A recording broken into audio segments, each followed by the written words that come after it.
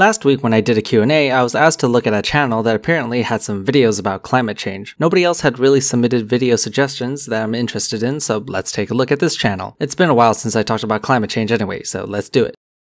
Hi everyone! So, myself and my good friend Lord Christopher Monckton, who is the world's best known climate skeptic, have decided to make a video series on climate realism. Oh, you're bringing in a guest who is well known for his climate skepticism, but actually has no degree or expertise in climate science. Fascinating. I mean, don't get me wrong, you don't necessarily need a degree on the field that your opinion is on, but forgive me if I'll think you have no understanding of it whatsoever. Honestly, at first when you said you were bringing in someone for this video, that it would be like some macho person who has like a PhD in earth sciences or something. But no, it's just a politician and journalist. So, we are going to debunk the main arguments coming from the side of the climate alarmists and explain why most of what you hear in the mainstream media is nonsense. You should really always take mainstream media with a grain of salt. That's why when it comes to scientific topics, you read scientific papers. You know, the things that get published by actual scientists working in the field instead of someone translating that information. A major issue that I see with the mainstream narrative surrounding climate change is that we are being bombarded with only half-truths. It is very easy to debunk and question those half-truths, but most people don't because they think that we can trust the experts. Oh, okay, so I guess you think we can't trust the experts. You know, the people who have PhDs and dedicated their entire lives to studying and understanding climate science. If we can't trust them, who can we trust? Some person who makes YouTube videos? A journalist? By that logic, can we trust the experts of anything? What kind of logic is this? Oh, the experts disagree with me, so I'm going to tell my 92,000 subscribers that experts can't be trusted. As you know, there is this consensus myth going around that says that 97% of scientists agree that climate change is real, or something like that. But is that really how science works? First of all, it's not a myth. Well, it is technically a myth, just not in the way you're thinking. We always hear about the 97% consensus, but in reality it's more like 98 to 99%, and the last 1% have mostly been found to be flawed. I'll try to link some sources down below on papers that have proven the consensus. If you think the majority of climate scientists aren't in agreement, then please tell me why you think that, and give me evidence of your claim. Does science really reach its conclusions just by counting heads among experts? And who are those experts? No, Naomi, the physical sciences are not a democracy.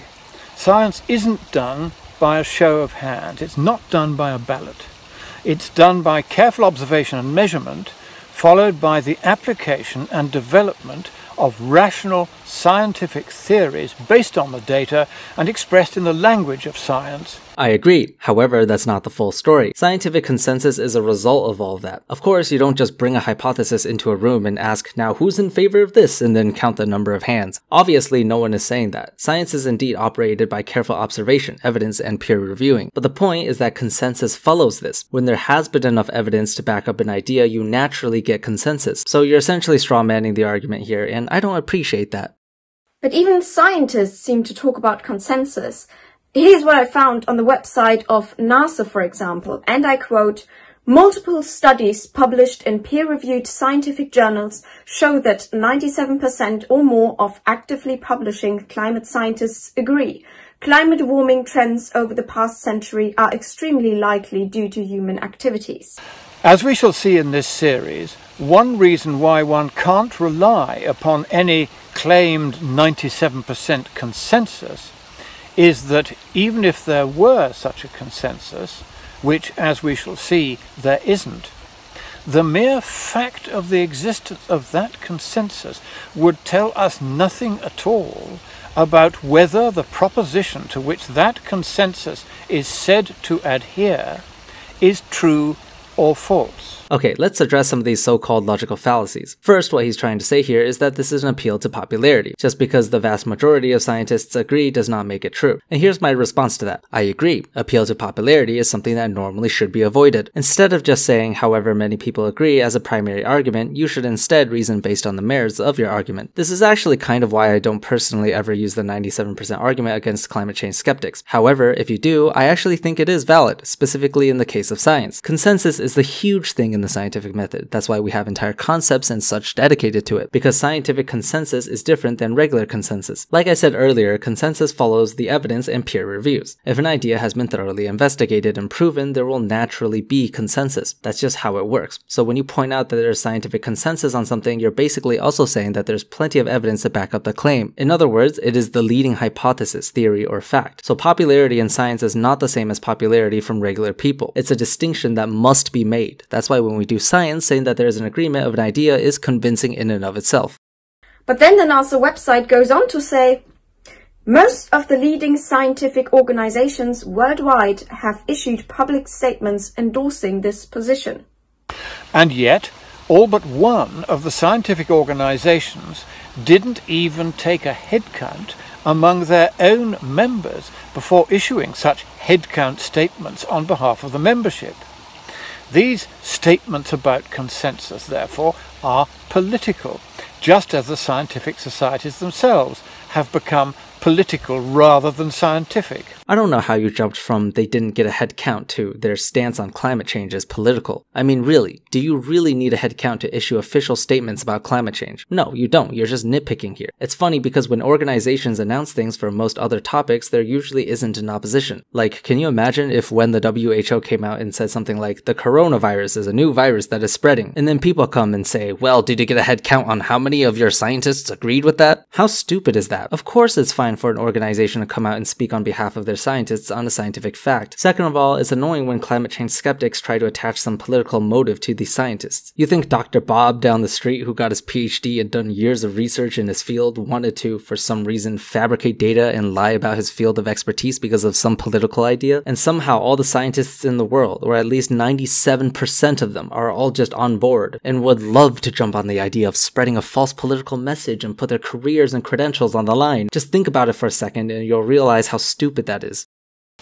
They're more concerned about making profits at the expense of taxpayers than about pursuing true, objective, rational, properly researched, based on data, science. See, now you're just generalizing to the entire scientific population here, which is just absolutely absurd. You think that every single one of these scientists would agree to bribery? Well, if they did, why hasn't that been leaked yet? No one has come out whistleblowing this or showing any sort of evidence that bribery is happening. I am very, very closely ingrained in the scientific community, and let me tell you, scientists make pennies. Specifically, when I mean scientists here, I mean the ones that work in academia, which are the ones that mostly publish these climate science papers, by the way. Biological sciences is one of those career paths that pays so little compared to what you put into it. Even if you're a PhD, you make so little considering the fact that you put years and years of effort into your degree. When I have fans who come to me saying that I've inspired them to study biology in college, I sometimes warn them about it. You don't go into natural sciences expecting to make money. You go into the natural sciences because you love it, and that's what people need to understand. Scientists are driven in their field because of passion. I don't think I know a single scientist who would be willing to make statements or publications fabricating a conclusion just for some cash. It's just not in the spirit of the scientific community.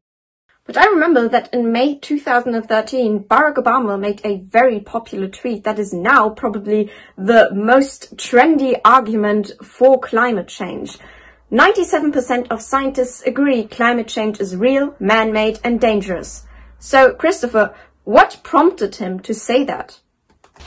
Barack Obama was referring to a paper published by John Cook, a failed cartoonist, in a science propaganda journal.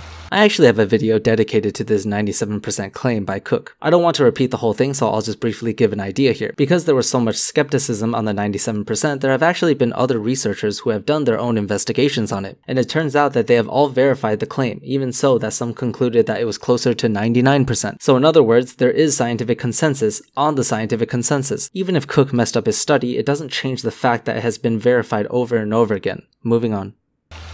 Cook said that he and his friends had read 11,944 peer-reviewed papers on climate and related topics published in the 21 years 1991 to 2011, and that 97.1% of them, by implication about 11,600 papers, had said recent warming was chiefly man-made. In fact, as we shall see elsewhere in this series, only 0.3% of the papers cited by Cook and his colleagues actually stated that recent warming was mostly man-made. That's just wrong. I mean, you can show me the evidence of your claim later, but I already know it's wrong. I've already seen all the other papers stating that it's a 99% agreement, so you're going to have to falsify all of those. That's just a task I don't expect from a climate change skeptic who comes into this topic claiming that scientists are being paid off to make false claims. Absolutely ridiculous. As I said before, I am heavily ingrained within the scientific community. I've worked with so many doctors, professors, and researchers that I've lost count. And let me tell you, I haven't met a single person who disagrees with man-made climate change. So much so that it's just a given fact in casual conversation. When we bring up climate change, we just automatically assume the other person is in agreement, and 100% of the time, they are. If we're talking about atmospheric CO2, for example, we don't just say, hey, do you believe in climate change? No, we just automatically get to the point. Never been an issue. And if, when you're watching this video, you've never heard that fact pointed out before, then you should ask whether the news media are reporting climate science fairly. There is no 97% consensus. This is literally the first time I heard anyone say that the actual agreement is 0.3%, and I don't think it has anything to do with the media. I mean, I watch a lot of commentary videos, including a lot coming from climate change skeptics, and even they don't say 0.3%. Feels like something you just made up. Socrates said that argument from consensus is both the fallacy of appeal to the authority of imagined experts, and those experts may simply be wrong, or they may be making more money by pretending something is true than by proving it scientifically to be true.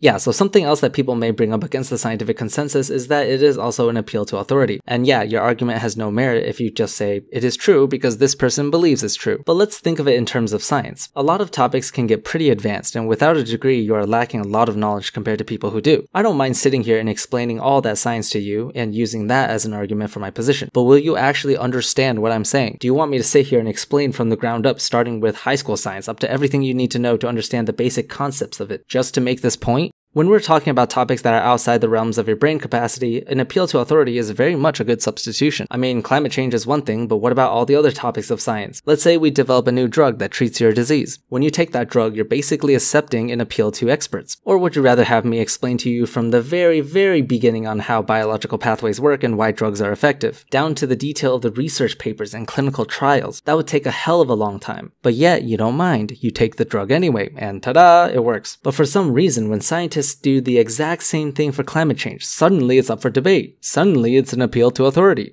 I think the late science fiction writer Michael Crichton put it best when he said, if it's consensus, it isn't science. If it's science, it isn't consensus. What the fuck are you talking about? You're just throwing in a quote that is absolutely wrong from science fiction writer of all people. Jeez, you must really be getting desperate. I don't know much about you or your channel. I haven't watched the vast majority of your videos, so why don't you tell me some of your credentials? Have you ever worked in science before? What did you do in science? Have you ever been credited in a published scientific paper? Have you ever worked with other scientists, worked with data, done analyses, designed procedures and protocols? I'm not trying to poison the well here, but it just doesn't sit right when you make these videos spreading it to tens of thousands of people and not even have any experience in science in general. Of course, if you do, feel free to make that fact public. I'll be waiting.